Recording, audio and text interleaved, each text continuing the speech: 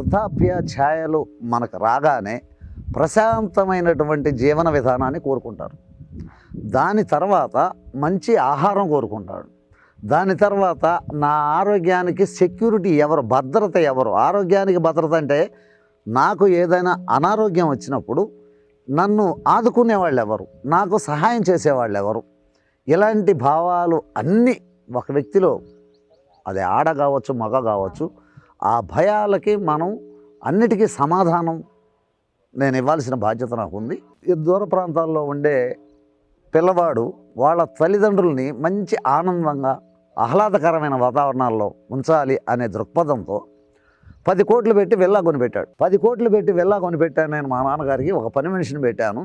ఉదయం వచ్చేసి సాయంత్రం దాకా వాళ్ళకి సేవ చేసి ఆ పని మనిషి వెళ్ళిపోతుంది. మా నాన్న మా అమ్మగారు చాలా సంతోషంగా ఉన్నారు అని వారు అనుకుంటారు.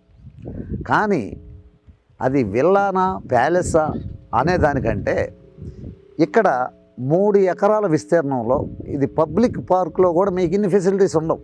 పార్కు మధ్యలో ఫౌంటైన్ మధ్యలో పిరమిడ్ హౌసు, ఇంతటి చక్కటి వాతావరణాన్ని ఎందుకు కల్పించాల్సి వచ్చిందంటే మెయిన్ వాళ్ళకి ఆహ్లాదకరమైన మనస్తత్వాన్ని ఇవ్వటం,